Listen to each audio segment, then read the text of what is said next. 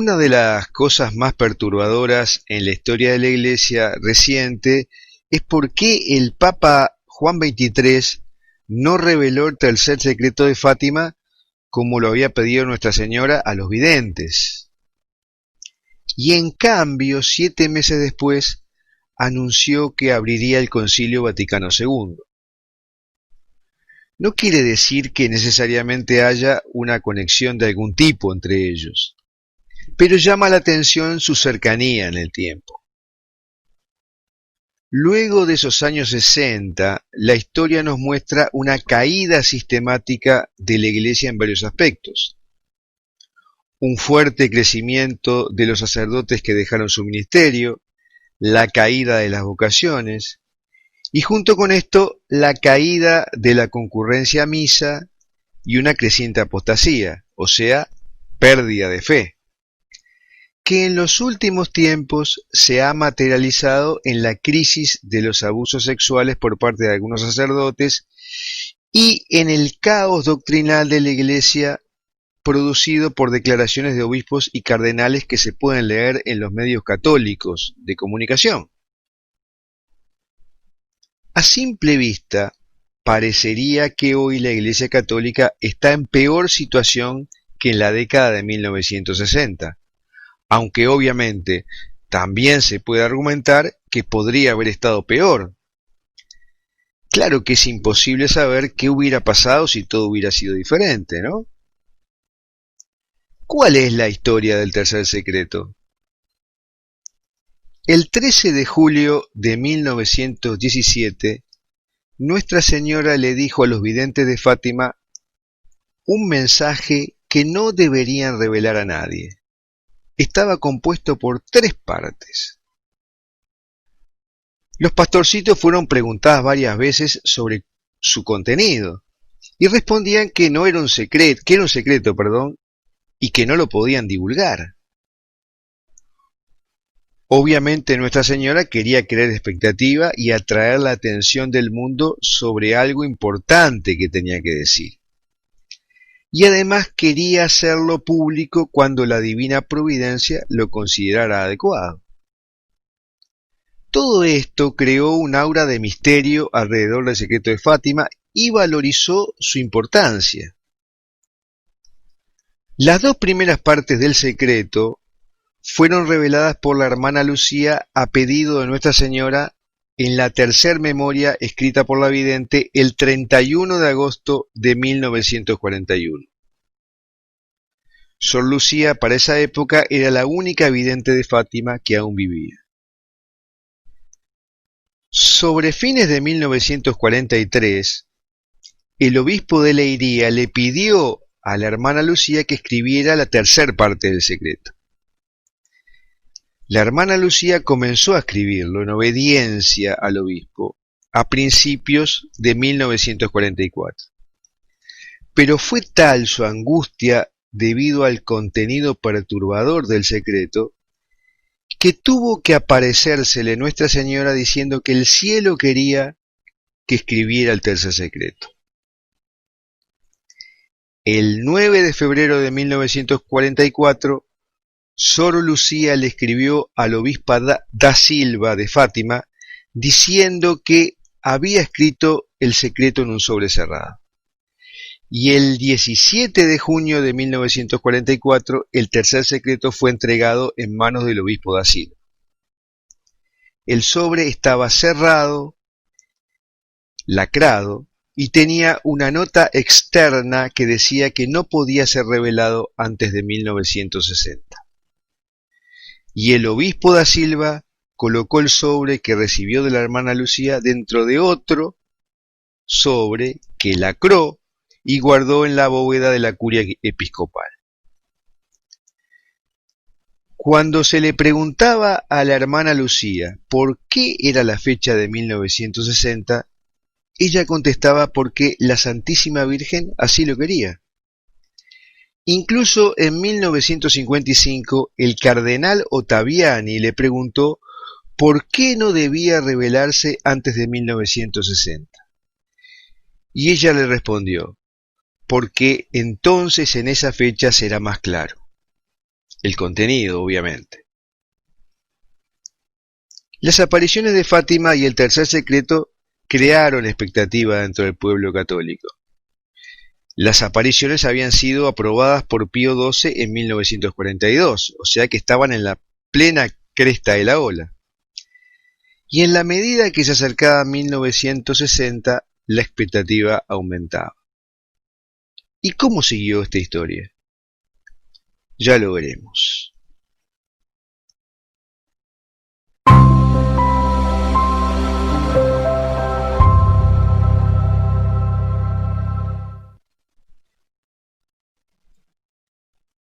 El tercer secreto estaba en un sobre en la Curia de Lisboa.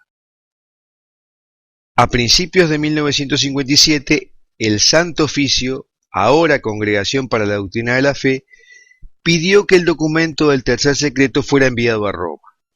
Entonces se le entregó al nuncio apostólico de Lisboa, quien lo llevó al Vaticano y fue archivado en los Archivos Secretos del Vaticano el 4 de abril de 1957.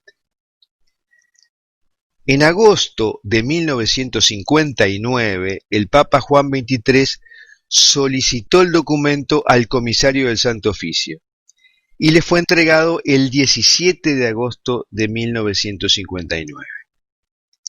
Juan XXIII lo abrió y como estaba en portugués tuvo que buscar la ayuda de un traductor portugués de la Secretaría de Estado. Junto con el traductor leyeron el texto y ahí decidió no publicarlo y devolverlo al Santo Oficio diciendo que no se trataba de un tema de su pontificado.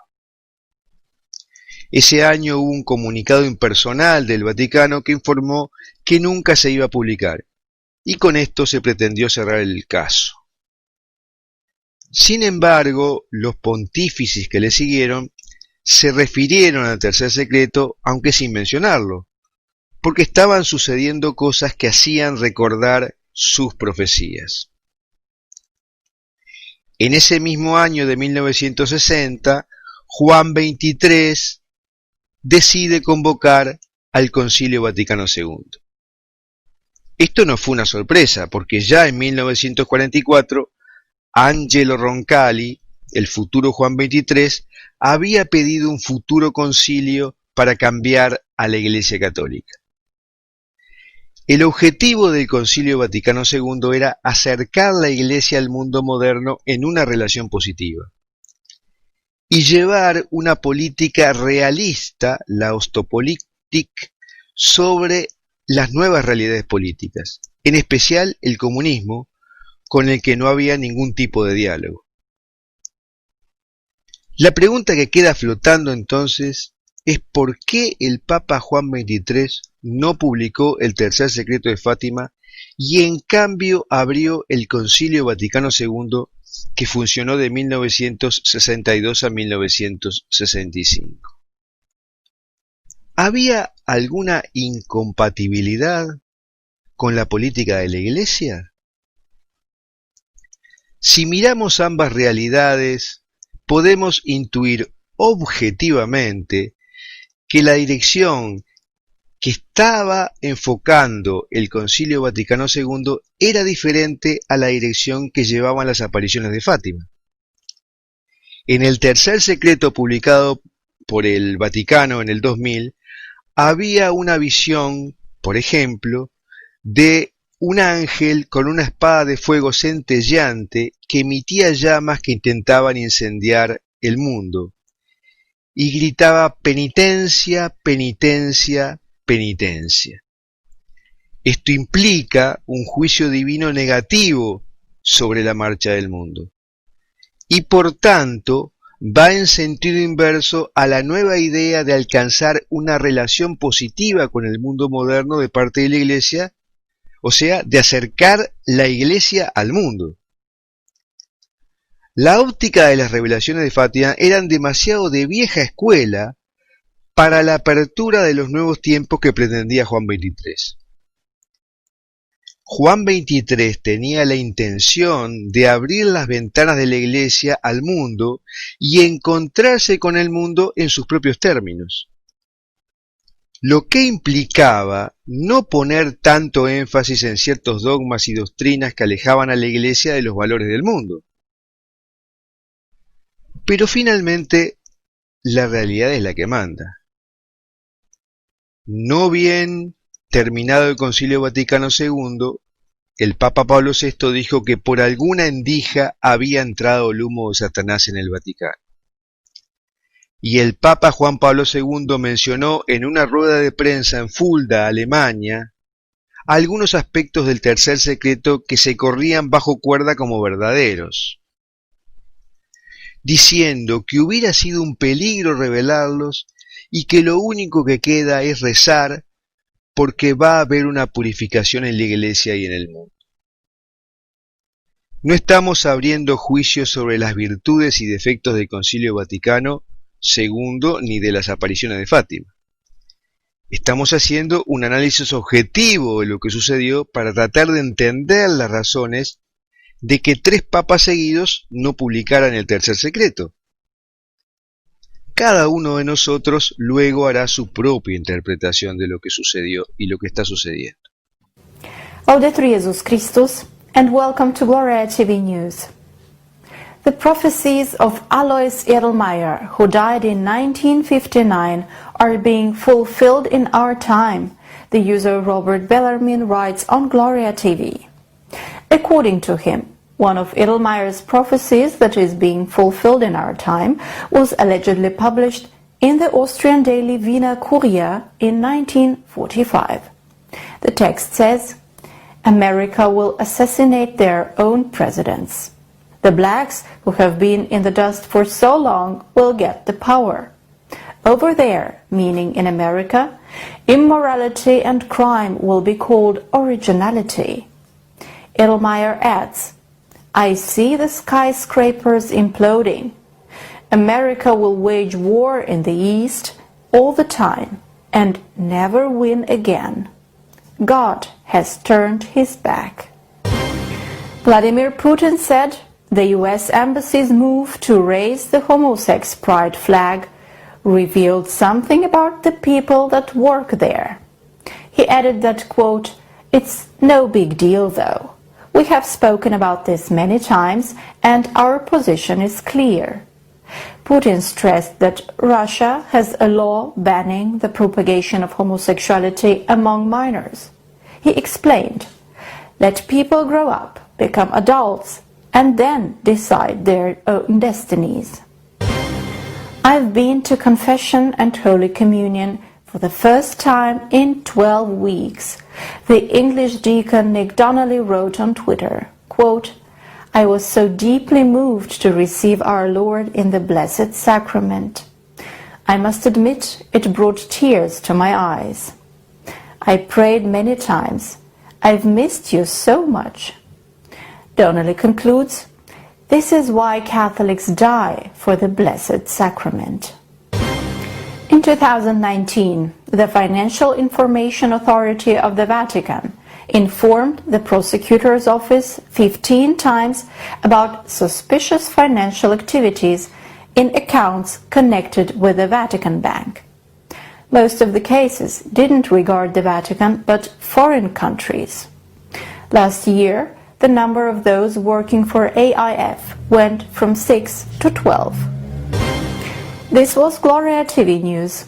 Thanks for being with us today, and God bless you. Profético séptimo. De tal manera, si conocen ya las revelaciones del discípulo de los años proféticos, estos años se enumeran del 10 al 0, al año 0, y vamos en el número 7, se han pasado 3, ha pasado 3, y nos quedarían pues el séptimo que entró, el sexto, el quinto, el cuarto, el tercero, el segundo, el primero que ocuparía el año profético 0 y se ubica entre mediados de 2025 y 2026, con lo que termina el tiempo-espacio Dios para los hombres, para nosotros. Termina el tiempo-espacio hombre y empieza el tiempo-espacio Dios, que es el tiempo de cielo nuevo y tierra nueva, porque esta generación que nos tocó vivir en el tiempo, espacio, hombre, son de 100 años, que empezaron en 1925. Y entonces cuenta uno y saca la cuenta que ya para el 2025 habrán pasado los 100 años de una generación en el que quizá todavía algunos de los papás de ustedes, los abuelos, pertenecen a esa generación, a esta generación del 25, del 1925 para en delante. Son 100 años de la generación que Dios permite exista en la tierra, una generación que ha ofendido mucho a Dios con el gran aumento de todos los pecados capitales, de todos los pecados gravísimos contra Dios y sus leyes sagradas. Es la generación que ha superado los pecados que en los días de Noé se vivieron, que en los días de Sodoma se vivieron. La perversión ha ido muy adelante y la fe se está perdiendo. De las características de este año profético son, en primer lugar, la pérdida en muchas personas de las 3 primeras virtudes teologales, porque son 7 virtudes, ¿no? 4 cardinales y 3 teologales. Las 3 primeras virtudes son la fe, la esperanza y la caridad, de tal manera que no pueden estar separadas unas de otras. En el ser humano tienen que estar equilibradas la fe, la esperanza y la caridad. Pero si se pierde la primera, las otras dos no tendrían razón de ser. Si se pierde la fe, la esperanza y la caridad, no sería por fe, sino solamente por conveniencia o por estar bien con los demás o con uno mismo.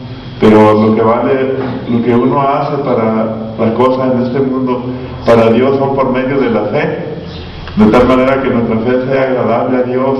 Y por esta fe, según nos dice la carta del apóstol San Pablo a los Hebreos, capítulo 11, los héroes de la fe, por fe hicieron grandes cosas: Abraham, Moisés, Noé, los profetas, los patriarcas, los jueces, los líderes del pueblo de Israel, y muchas cosas se hicieron por fe. De tal manera que la fe en Cristo es lo que sostiene a este mundo.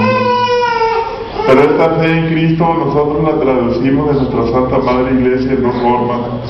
La forma dogmática, que son los dogmas que sostienen la fe católica, y la otra forma sería la forma sacramental. Pues los sacramentos y los dogmas son las 2 columnas que sostienen la Iglesia, para que nosotros tengamos una fe viva, una fe que nosotros podamos entender sin complicarnos mucho la existencia. Está asegurado ahí el tesoro de la fe, la doctrina de la Iglesia, mediante los dogmas que la Iglesia proponen para nuestra salvación, y que todos debemos creer, sobre todo en uno, para si queremos llamarnos cristianos y católicos verdaderos y auténticos. Esta es la garantía que la palabra de Dios es un dogma de fe, de la cual nosotros debemos creerle. Si queremos llamarnos cristianos y católicos buenos, la palabra de Dios es un dogma de fe, es la revelación pública, es Dios mismo hablando, y es Jesucristo mismo que se nos presenta a través de las Sagradas Escrituras. Ese es un dogma. Nosotros tenemos que creer que la palabra de Dios es infalible, no se le puede cortar, ni se le puede añadir. Cuando termina el libro del Apocalipsis, dice el apóstol San Juan: a alguien que le quite una palabra, le añada a este libro, le serán añadidas las 7 plagas que se mencionan en este libro, sobre el libro del Apocalipsis. Y toda la palabra de Dios, toda la Escritura es inspirada por Dios y es útil para corregir, para enseñar en la verdad y en el amor, y es garantía y prenda de nuestra salvación. Y ahí está la historia de la humanidad, de principio y fin. Otro de los dogmas sería la presencia real de nuestro Señor Jesucristo en la Santa Eucaristía, eternamente, hasta que Él vuelva por segunda vez a esta tierra. Es un dogma de fe, la presencia sacramental de nuestro Señor Jesucristo en la Sagrada Hostia, su esencia, cuerpo, su sangre, su alma, su divinidad. Nosotros la recibimos al comulgar, pero las personas que no comulgan pues acabo de llegar de Colombia y me invitaron a una iglesia ortodoxa ucraniana. Ellos tienen la iglesia ortodoxa tiene patriarcas, no creen ni obedecen al Papa, o sea, tienen sus propias leyes, tienen 5 patriarcas, Constantinopla, de Jerusalén, de Grecia, etc. Ellos tienen su propia constitución y forma litúrgica de celebrar la Eucaristía, según ellos, se llaman así. Pero lo que coincide con nosotros es un gran amor a la Virgen María y la doctrina de la Santísima Trinidad. Lo único que tienen diferente es que no creen en la infalibilidad del Papa como pastor supremo de la Iglesia, que por una promesa de nuestro Señor Jesucristo, los sucesores de San Pedro no se podían equivocar en ninguna cosa, ni en doctrina, ni en moral, ni en fe, ni en enseñanza, ni nada, porque es una promesa de nuestro Señor Jesucristo que le exige el Espíritu Santo. Aunque alguno de ellos, como ha ocurrido en la historia de la Iglesia, se puede equivocar y hacer y decir otra cosa, entonces ya el Espíritu Santo ya no le asiste.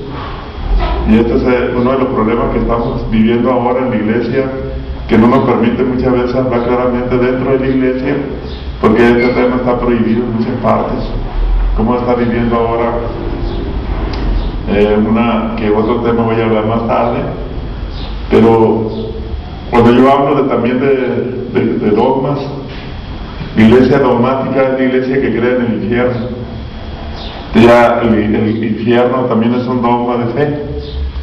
Está en la Sagrada Escritura más de 40 veces. Jesucristo mismo lo dice.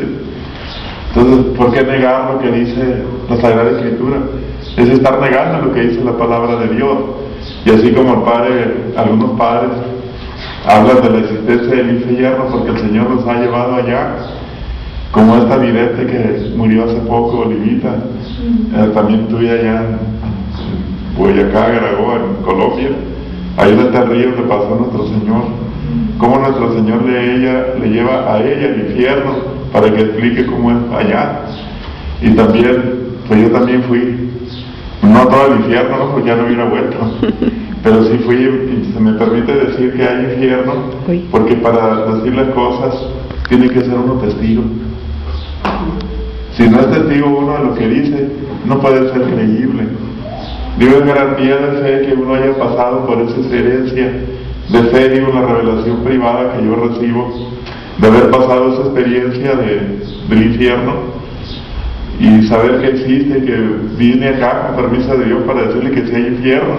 Pero el problema es que ya muchas iglesias y muchos sacerdotes, en homilías, predicaciones, ya no se habla del infierno, menos del diablo. Entonces el infierno es la casa del diablo y de los hijos de él. Y como el demonio es el padre de la mentira, los que dicen mentiras son hijos del diablo. ¿No sabían? Por eso nosotros tenemos que hablar con la verdad, porque Dios tiene hijos y el diablo también tiene hijos espirituales, lo que hacen las obras de las tinieblas, lo que dicen mentiras. Esos son los hijos del diablo.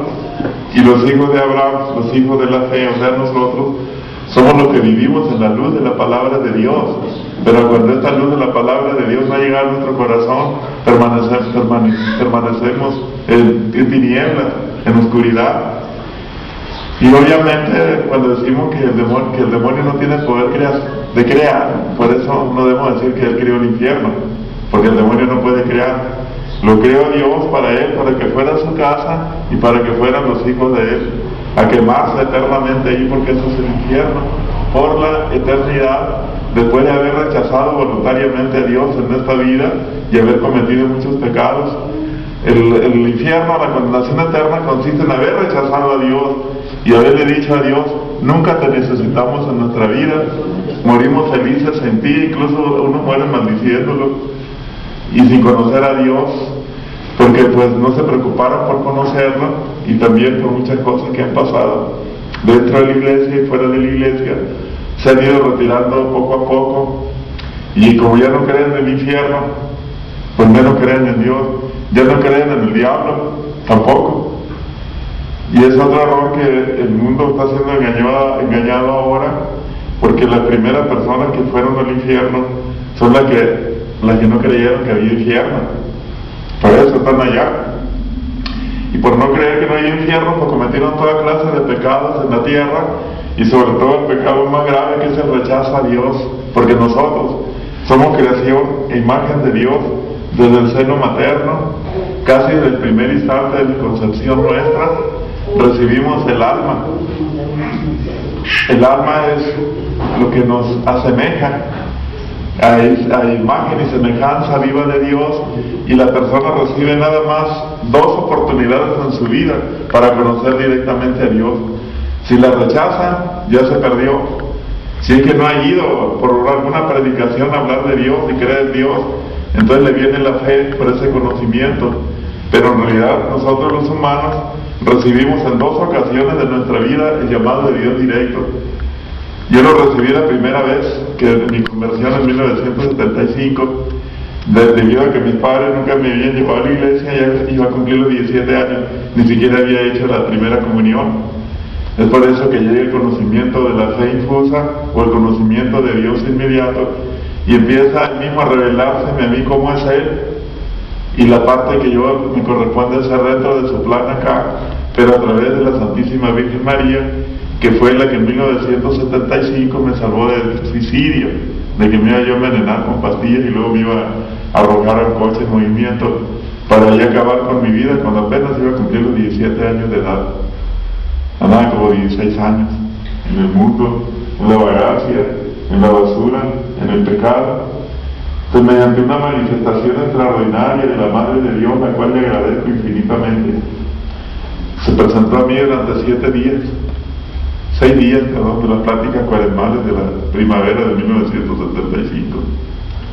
Y en esos 6 días anduvo enseñándome a rezar, a ir a misa, a pedir perdón, a ser bueno, a dejar toda clase de vicios. Después se desaparece, y la segunda aparición la tengo en 1984 con la Virgen Reina de la Paz.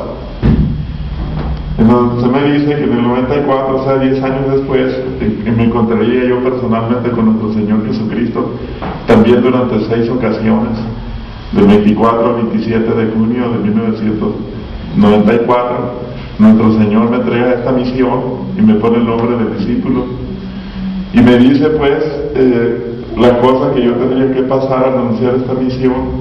Ya van de 36 años, y creo yo que aunque he hecho mi trabajo con alguna falla como humano, de hecho duré 10 años soltero, pues, o sea, me dejó la primera mujer que yo tuve, me dejó, y esos 10 años me dediqué a andar en toda la obra de Dios por todo México, haber recorrido todo el país, y después ya salgo al extranjero a raíz de los primeros programas de Colombia, de Teleamiga.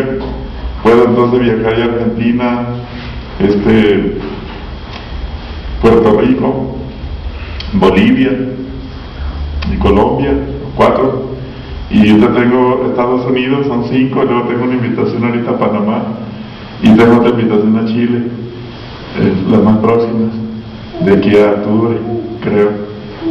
Y otra vez que estaré cerca por acá de ustedes, espero que asistan y inviten gente. Es el retiro, el encuentro nacional que tendremos en Tehuacán, Puebla, creo que 25 y 26 de agosto, pero queda más cerca esto. Y en Sonora tendremos nuestro retiro también en mi comunidad, el 8º retiro internacional, el 6 y 7 de octubre. Pues si alguien gusta ir, está interesado en conocer mi comunidad, donde ya estamos trabajando, hay un proyecto con más de 15 familias, y esa comunidad se sostiene ahí gracias a la oración de todos y el apoyo de todos. Estamos conformando esa comunidad donde yo soy, en el segundo triángulo de luz más grande del mundo, el Sonora. Es el segundo triángulo de luz más grande del mundo. Después voy a hablar un poco más de esto, de los triángulos de luz y las comunidades y lugares de refugio. Entonces aquí tienen ustedes uno muy cerquita, el primero más grande del mundo. Lo tienen más cerca acá, y mucha gente ya ni siquiera sabe que hay un mensaje para esa amplia extensión de territorio que comienza desde Veracruz. De ahí, prácticamente ahí donde está el cerro, el cofre de Perote y el pico de Orizaba. Ahí es una parte muy aguda de un triángulo que se va formando hasta el estado de Nuevo León, y luego se conecta con el estado de Durango y vuelve otra vez a Veracruz, y es un triángulo agudo, y creo que abarca en su territorio todos los calientes, San Luis Potosí, y muchas partes de esos lugares que es el primer triángulo de luz que se vio en la visión, y otro más pequeño, el Estado de México, sería el tercero, y los demás están en 9 lugares diferentes del mundo, porque son 12 triángulos. En la República Mexicana tenemos 3, en el resto del mundo hay 9 solamente, y son lugares muy especiales. Por ejemplo, el lugar donde se apareció la Virgen de Fátima en Portugal, donde se va a preservar el dogma de fe, el lugar donde nació el Papa San Juan Pablo II, el lugar donde se apareció la Virgen Reina de la Paz, acá en Finca Betania, Venezuela, en Hungría, creo que también hay un triángulo de luz, en España, en Garabandal, también en el lugar de los pinos, y sobre todo en los lugares donde se ha aparecido nuestra Madre, nuestro Señor, dejando un mensaje para la humanidad, que aunque no sean puntos de triángulos de luz, también se pueden ahí establecer comunidades para los últimos tiempos, ¿verdad? Entonces estoy hablando ahorita de la fe dogmática, los dogmas, y la fe sacramental. Sobre todo el sacramento por excelencia más fuerte y más importante, que es la Sagrada Eucaristía. Sin ese sacramento los otros no podrían existir, ni siquiera el orden sacerdotal, ni el matrimonio, ni otras cosas, porque todos estos sacramentos fueron instituidos por Jesucristo nuestro Señor, todos. El del matrimonio, el de la elección de los enfermos, el de la Eucaristía, el del orden sacerdotal, etcétera. Son 7 sacramentos, ¿no? 7 sacramentos: el bautismo, confirmación, Eucaristía, unción de los enfermos, orden sacerdotal, matrimonio. Si se me escapa uno, son 7 sacramentos. Entonces todo lo que sostiene esos sacramentos es la fe viva de nuestro Señor Jesucristo, como presente, real, vivamente presente en Dios, por medio de las sustancias del pan y el vino, que, bendecido por el sacerdote, obtienen la transformación de ser un simple pan y un simple vino en el cuerpo y la sangre de nuestro Señor, la cual nosotros bebemos para tener la vida eterna. Comemos y bebemos su cuerpo. En la iglesia ucraniana no hay eso. Hacen la oración como la hace el sacerdote, pero usan pan así como pan vivo, cortado en pedacitos, y una copa de vino, y es lo menos en Colombia es una mezcla de luteranismo, porque cantan de iglesias protestantes, celebran de espaldas, aunque sea en español, se ponen, donde fui, se ponen sacerdotes así, y otro allá, frente a frente, y acá tienen el pan, y acá tienen los diáconos de espaldas al pueblo, y pues a mí me invita una persona que fue uno de mis retiros, vaya para que conozca la iglesia ucraniana, allá también creen el mensaje y tienen una vidente. Pues yo voy y vamos, pero no es misa, no hay una misa. Entonces yo me pongo de rodillas en cuanto llego y me pongo a orar, y me dice el Señor que este mensajito: la transustanciación, que es la fórmula en que se convierte el pan y el vino en el cuerpo y la sangre de nuestro Señor Jesucristo, solamente ocurre en la Iglesia Católica y por medio de un sacerdote católico. Entonces, al buen entendedor, pocas palabras, yo no comulgué, ni la gente que iba conmigo tampoco, ni participaba. O sea que no estábamos escuchando y viendo. Pero al final el sacerdote principal me pasa el micrófono y dice: quiero presentarles a un hermano que viene de México, él es católico, romano, apostólico, y viene a visitarnos aquí y quiere darnos unas palabras. Pues inmediatamente el Señor le doy las palabras ahí, inmediatamente viene el mensaje de nuestro Señor en vivo, que le dice ahí a través de la Sagrada Escritura y en lenguas y la traducción en español el mensaje para esa comunidad. Ya tenían la mesa para invitarnos a comer y a preparar los alimentos, y le dijimos: no podemos quedarnos porque tenemos otro compromiso. En realidad no quisimos quedarnos a comer con ellos. Igual las mujeres se ponen velos, vestido largo. No va mucha gente, la iglesia está como escondida, como tiene una barba grandota, donde pasa la carretera principal, y tiene un ángel como la que tienen los mormones, que tiene una trompeta así con alas en la entrada, pero también tiene muchos signos masónicos de la masonería. Y de hecho, pues ya todo México está invadido por signos. Nada más yo me encontré aquí en el templo expiatorio de la ciudad de León, el que está cerca de la calzada y el Arco de León, 16 signos masónicos arriba. Me voy a Colombia y encuentro en el santuario del Divino Niño del barrio 20 de Julio de Colombia, la pirámide masónica, la pirámide trunca, la larga y el ojo también, y muchas cosas más. En la Basílica de Guadalupe Nueva también, aquí en México, y en muchas partes. El solo hecho de que tengan una iglesia, por ejemplo, que vayan ustedes en cualquier parte del país, que tenga estos cuadros de piso, como si fuera un tablero de ajedrez blanco y negro, también es signo masónico.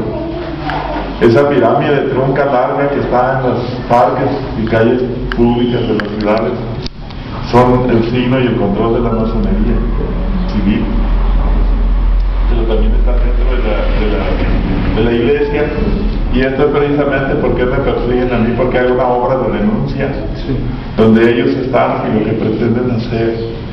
Entonces, cuando yo les hablo también de fe sacramental, la Iglesia Católica es la única que tiene sacramentos santos y ángeles. Es la única donde recibimos el cuerpo y la sangre de nuestro Señor Jesucristo. Por eso, si nos estamos apartando un poco ahora con esto de las revelaciones privadas y mensajes, no es que estemos condenando a la Iglesia Católica y estemos formando una secta, como dicen las sectas del fin del mundo, así le denominan la secta del remanente fiel, la secta herética que está en contra del Papa. Nosotros no estamos en contra del Papa, nosotros pedimos por él, remanente fiel, es que está tratando de vivir la verdadera doctrina de la Iglesia Católica. Queremos en el magisterio y la tradición de la Iglesia, creemos en la revelación pública de la Sagrada Escritura y tratamos de cumplirla, creemos en el catecismo de la Iglesia Católica, que es el fundamento y el resumen de la fe católica para estos tiempos. Y cuando ya tenemos el primer documento original, que el Papa Benedicto XVI tardó 6 años para elaborarlo, siendo cardenal, y 1 año para que el Papa San Juan Pablo II lo estudiara y lo aprobara. Pero no nació el vapor, esa es la luz del Espíritu Santo. Lo que puede haber es que después de que pasan los años puede haber diferentes traducciones o interpretaciones, y ahí está el error. Y por eso ahora también puede haber nuevas ediciones de la Sagrada Escritura donde le quiten libros o partes, sobre todo de los que hablan de los mensajes, de la importancia de la Virgen María en la Sagrada Escritura, porque allí en las 2 partes del Evangelio según San Mateo, donde va la Virgen a visitar a su prima Santa Isabel, dice: ¿quién soy yo para que la Madre de Dios venga a visitarme? La Madre de mi Señor venga a verme, dice Isabel, reconociéndola por medio del Espíritu Santo como la Madre de Dios. Y todas las profecías, como Dios es un Dios de pactos y de promesas, desde el libro de Génesis hasta el Apocalipsis. Génesis 3, una mujer le aplastará la cabeza a una serpiente. Apocalipsis 12, apareció en el cielo una señal grandiosa, una mujer vestida de sol con la luna bajo sus pies y en su cabeza una corona de 12 estrellas. Toda la Biblia, de principio a fin, habla de la promesa del triunfo de María sobre las fuerzas del mal. Entonces, cuando la Virgen María protege su iglesia, en su esencia, manda mensajeros, escoge mensajeros o profetas, también nuestro Señor Jesucristo, todo querido y permitido por Dios para transmitir un mensaje de revelación privada que no entra como dogma de fe, de tal manera que si yo te dan una revelación privada, un mensaje acerca de acontecimientos del fin de los tiempos o características de ellos, las personas que quieren creer, crean, y las que no, porque no es dogma de fe, es decir, es revelación privada. Si usted crea que así va a pasar porque lo siente en su corazón, Dios le está iluminando en su razón, o bien los acontecimientos que está usted observando están hablando de que los mensajes tienen algo de cierto. Pero muchos dicen, no, pues son inventos, la persona está trastornada, no tiene permiso de la iglesia, o está endemoniada, o de eso vive de la buena fe de la gente a través de los mensajes. Y yo sí acepto que muchos profetas, entre comillas, ya colegas míos que conocí hace más de 10 años, ya se han desviado, se han salido de la iglesia católica, ya no son nada. Y le digo yo, pobres, ¿por qué se han salido de la iglesia católica donde nunca debieron salirse? Uno, por falta de atención pastoral de la iglesia, que le dedicara atención. Segundo, porque la misma gente los echó a perder. La gente que los apoyaba y quería los mensajes, creyendo en los seres santos, con muchas facultades y cualidades, casi ángeles, y otorgándole muchas cosas, dinero, cosas así, adulaciones que el mundo tiene para engañar. Pero cuando este profeta se deja seducir, ya no es un profeta de Dios, sino del mundo. Habla a la que la gente quiere oír, que le parezca bien. Entonces cuando yo hablo, yo no hablo cosas bonitas, yo vengo a hablar cosas feas. Vengo a hablar de la justicia de Dios. Entonces hablar de la justicia de Dios para mí ha sido algo muy importante, que dentro del mensaje el Señor me ha dado para transmitir conforme yo lo entienda. Así se lo explico a ustedes. No lo puedo transmitir directamente, ni puedo hacer nada de parte mía, si no es que Dios lo permita, que lo haga o diga. Y en ese aspecto he cuidado en mi vida siempre tener sacerdotes a mi lado, y aunque a veces no hay, como están en contra, a veces sí. Gracias ahora que sí tenemos asesores de comunidad. En la alianza profética tenemos sacerdotes, tengo asesor espiritual, también director espiritual y todos los mensajes que se publican se disciernen. En cuanto se habla en contra de las cosas de la fe, de la revelación pública, y empieza a decir cosas que no son, cambiando totalmente el evangelio, o bien diciendo mentiras, o bien utilizando esta obra para hacer fama o dinero, mejor me retiraría yo a sembrar la tierra como lo hacía hace cuando en mi juventud, en mi adolescencia, ¿no? Entonces, no tiene caso engañar a la gente. ¿Para qué he perdido 36 años que debía dedicarle a mi esposa? Porque soy casado y soy padre de 4 nietos, y soy esposo y padre de familia y abuelo. Entonces todo ello requiere mi tiempo, y tengo que tener una vida estable, emocional, física, material, completita, toda en equilibrio. ¿De qué serviría andar por el mundo aguantando calores, viajes pesados, hambres, amenazas de muerte? Mejor estaría en mi casa muy a gusto. Pero aquí el problema es que la gente que quiere escuchar esto es muy poquita. A veces se pueden contar con los dedos de la mano, con los 10 dedos de las manos en una ciudad, y sobran dedos, porque no quieren asustarse uno. Segundo, no quieren comprometerse. Tercero, no quieren creer. Cuarto, están apegados al mundo y a las cosas de la tierra. Quinto, están embrujados o amarrados por Satanás, Ave María Purísima, con cadenas que les son difíciles romper, como son brujerías, trabajos, cosas que hayan incurrido ustedes y sus familiares en lo gnóstico, en lo oculto, en lo esotérico, en la brujería, pactos, amuletos, limpias, consulta a los hechiceros, a los brujos, chamanes, curanderos, etc. De una u otra forma Satanás usa lazos y cadenas que muchas veces nos es difícil romper, sino que es a través de una férrea voluntad y una fe muy grande en Jesucristo nuestro Señor, y perseverar. Como aquella persona que me invitó a su casa, le dijo: vaya a mi casa, discípulo, para que se bendiga en la casa. Mire, yo tengo un negocio, y voy a la casa y pásele por acá y tome agua, tome café, quiere descansar aquí. No, porque si bendiga en la casa, pues ya le pongo el aceite y le hago una oración allí, el aceite bendito en la puerta. Y el otro día el hermano, ya no vaya a mi casa, ya no lo voy a invitar. ¿Por qué, hermano? Le digo: es que anoche me asaltaron, mi mujer se peleó y se enojó conmigo y se peleó conmigo y me asaltaron el negocio. Mejor ya no vaya, dice. Entonces cree que le va a ir bien.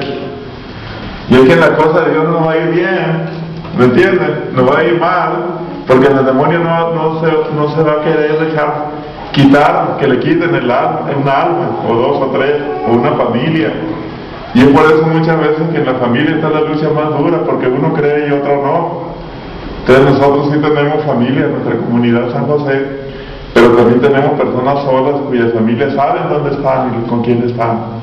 Y aunque al principio les hayan dicho no te vayas para esa comunidad porque te van a quitar el dinero, van a violar a tus hijas, te van a matar, es una secta, están fuera de la iglesia, son del fin del mundo, para que no se vayan, ¿no?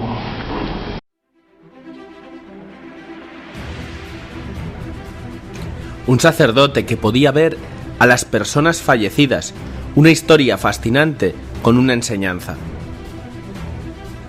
Longenecker escribió en su blog una experiencia que conoció sobre otro sacerdote con un don particular. Podía ver a las personas fallecidas. Así relata la historia y la enseñanza de lo que considera que es un don de Dios. Lo llamaré Padre John. Era un carismático sacerdote católico anglo. Un amigo de mi hermano Daryl. Murió repentinamente en un accidente aéreo y estaba molesto porque, aunque Henry era un creyente, estaba lejos de Dios cuando murió. Entonces el Padre John dijo: «Tenemos que tener una misa de requiem por Henry». Entraron a la iglesia y cerraron la puerta por razones de privacidad. Otro sacerdote, lo llamaremos Padre George, celebró la misa. Henry tenía unos 20 años. Tenía poco más de 5 pies de altura, con un mechón de cabello rubio y una cara ancha con pecas. En el momento de la comunión, Daryl estaba llorando y sintió que Henry estaba allí a su lado y que Henry estaba inquieto y perturbado. Daryl le dijo a Henry que no se asustara. Rezaban para que él se encontrara con Jesús. Después de la misa, Daryl le dijo al Padre John: «Sentí que Henry estaba allí de alguna manera». El Padre John dijo: «Oh sí, yo lo vi». «¿Qué quieres decir con que lo viste?» «En el ofertorio un joven bajó de la parte posterior de la iglesia». «Espere, la puerta estaba cerrada, no vi a nadie». El Padre John sonrió. «Sé que no lo hiciste, pero yo sí». «¿Cómo se veía?» «Un poco más de 5 pies de altura, con una cara ancha y pecosa y un mechón de cabello rubio. Ese es Henry. Pero no te lo describí. ¿Quieres decir que viste un fantasma?» «Vi a Henry tan sólido y real como tú ahora». «¿Qué pasó después?» «Se arrodilló a tu lado en la comunión y después de la misa salió al extremo este de la iglesia y subió a la luz de la mañana». El Padre George dijo: «También sentí su presencia, pero no lo vi. Estaba en mi mente cuando John lo describió». Ninguno de los sacerdotes conocía a Henry, que vivía en los Estados Unidos. Esto tuvo lugar en Inglaterra. Historia verdadera, no exagero. ¿Cómo interpretó esto el sacerdote Dwight Longenecker? He pensado mucho en esta experiencia a lo largo de los años y creo que ciertas personas simplemente tienen dones psíquicos, como ciertas personas tienen dones artísticos, deportivos o musicales. Depende de ellos devolver el regalo a Dios y usarlo para su gloria.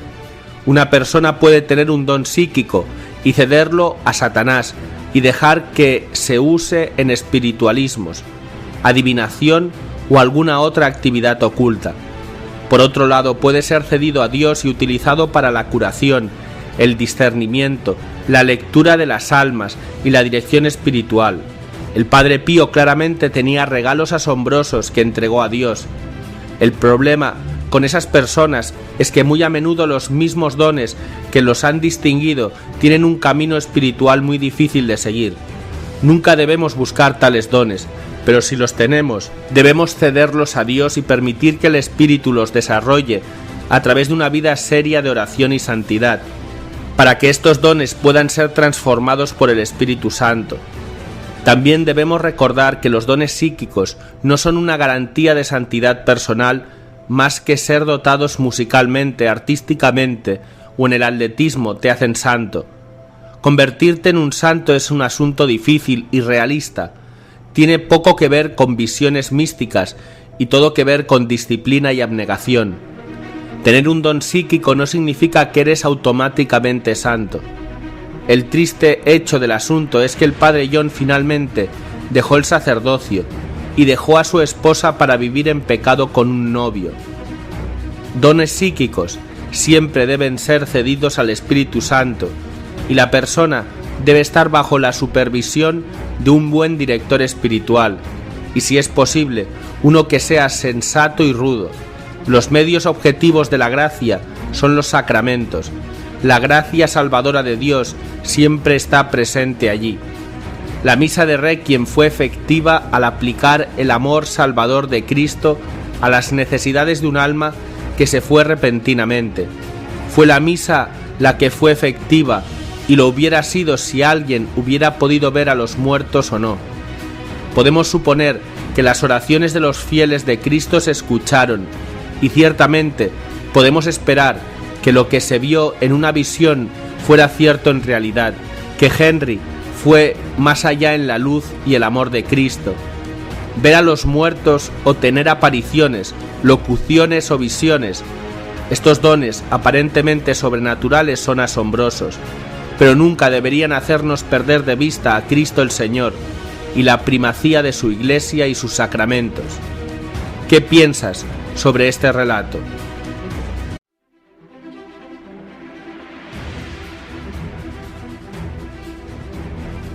Profecía de la abolición de la misa de San Alfonso María de Ligorio.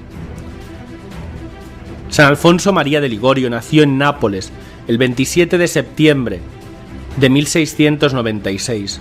Sus padres, don José de Ligorio y doña Ana Cavalieri, eran de familia nobles y distinguidas. Era un niño prodigio con gran facilidad para los idiomas, ciencias, arte, música y demás disciplinas. Empezó a estudiar leyes a los 13 años y a los 16 años presentó el examen de doctorado en Derecho Civil y Canónico en la Universidad de Nápoles. A los 19 años ya era un abogado famoso. Según se cuenta, en su profesión como abogado no perdió ningún caso en 8 años, hasta que un día, después de su brillante defensa, un documento demostró que él había apoyado, aunque sin saberlo, lo que era falso. Eso cambió su vida radicalmente. Hizo un retiro en el convento de los Lazaristas y se confirmó en la Cuaresma de 1722. Estos dos eventos reavivaron su fervor. Al año siguiente, en 2 ocasiones, oyó una voz que le decía: «Abandona el mundo y entrégate a mí». Hizo voto de celibato y abandonó completamente su profesión. Muy pronto Dios le confirmó cuál era su voluntad. Se fue a la iglesia de Nuestra Señora de la Misericordia a pedir ser admitido en el oratorio. Su padre trató de impedirlo, pero al verlo tan decidido le dio permiso de hacerse sacerdote, pero con la condición de que se fuese a vivir a su casa. Alfonso aceptó, siguiendo el consejo de su director espiritual, que era oratoriano. Hizo los estudios sacerdotales en su casa. Fue ordenado sacerdote en 1726 a los 30 años.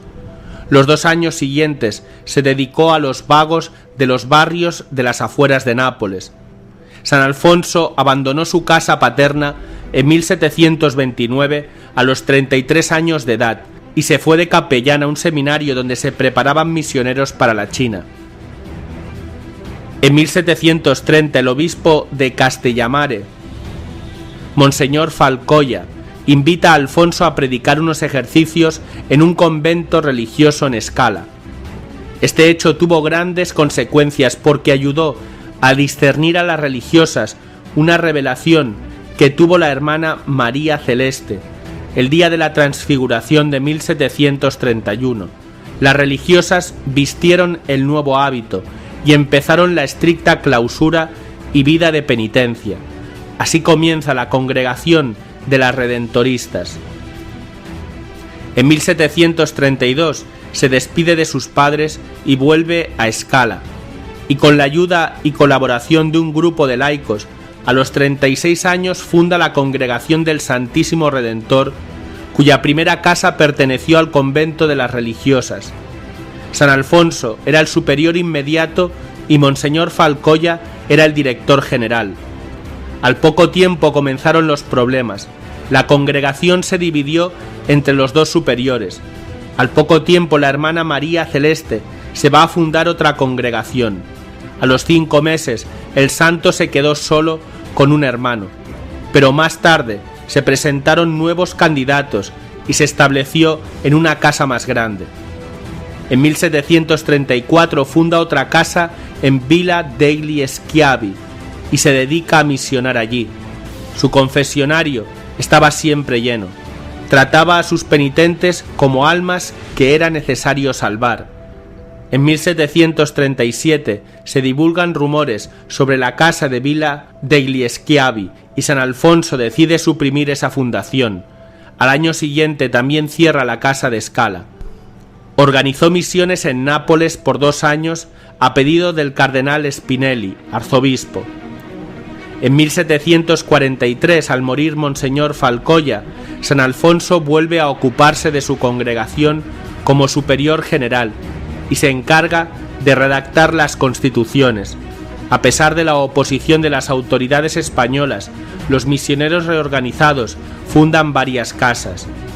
En 1748 San Alfonso publica en Nápoles la primera edición de su Teología Moral. La segunda edición apareció entre los años 1753 y 1755. En 1749 el Papa Benedicto XIV aprobó la congregación y a partir de eso el éxito fue enorme. En 1750 los jansenistas comienzan a divulgar que la devoción a la Santísima Virgen era una superstición. San Alfonso defiende a Nuestra Señora publicando las glorias de María. A los 60 años fue elegido obispo de Sant'Agata de Goti, diócesis pequeña con 30.000 habitantes, 17 casas religiosas y 400 sacerdotes, entre los cuales habían varios que no practicaban su ministerio sacerdotal o llevaban mala vida. Algunos celebraban la misa en 15 minutos. San Alfonso lo suspendió ipso facto, a no ser que se corrigiesen, y escribió un tratado sobre este punto. Poco tiempo después se desata en su diócesis una terrible epidemia que San Alfonso había profetizado 2 años antes. El santo, para ayudar a las víctimas, vendió todo lo que tenía, y la Santa Sede le autoriza a usar fondos de la diócesis y contrae grandes deudas. Sus esfuerzos por reformar la moralidad pública le trajo numerosos enemigos que lo amenazaron de muerte. En junio de 1767 sufre un terrible ataque de reumatismo que casi lo lleva a la muerte. Al terminar de celebrar la misa el 21 de septiembre de 1774, San Alfonso se desmayó y quedó inconsciente por 24 horas. Cuando regresó en sí, dijo a los presentes que fue a asistir al Papa, que acababa de morir. El Papa Clemente XIV muere el 22 de septiembre de 1774. San Alfonso se retiró ciego y sordo. Fue a pedir hospitalidad a sus hijos espirituales en Nocera, cerca de Nápoles, pensando así acabar tranquilamente sus días. En 1777 los redentoristas son atacados de nuevo. El santo sufre con paciencia muchas humillaciones a causa de la traición de Monseñor Testa, que era capellán del rey. El santo se vio excluido de la congregación que había fundado. Dios le reservaba una prueba aún más dura. Entre 1784 y 1785 atraviesa por un terrible periodo de la noche oscura del alma. Sufre tentaciones sobre su fe y sus virtudes. Se ve abrumado por sus escrúpulos, temores y alucinaciones diabólicas. Le duró 18 meses, con intervalos de luz y reposo. A esto le siguió un periodo de éxtasis, profecías y milagros. El santo murió 2 meses antes de cumplir 91 años, la noche del 31 de julio al 1 de agosto de 1787. Profecía sobre la Santa Misa. La misa es la mayor gracia que da Dios a los hombres. La misa es el más bello y precioso tesoro que posee la Iglesia. Como dijo el profeta, qué felicidad, qué hermosura. El trigo hará florecer a los jóvenes y el vino nuevo a las muchachas. En la misa, el Verbo encarnado se sacrifica al Eterno Padre y se nos entrega en el sacramento de la Eucaristía, que es el fin y objeto de todos los demás sacramentos. Como señala Santo Tomás, los sacramentos tienen su coronamiento en la Eucaristía. Por eso procuró siempre el demonio abolir en el mundo la misa por medio de los herejes, constituyéndolos precursores del anticristo, el cual ante todo procurará abolir y abolirá de hecho el santo sacrificio del altar en castigo de los pecados de los hombres, según predijo el profeta Daniel, y un ejército fue colocado sobre el sacrificio perpetuo. Daniel 11:12.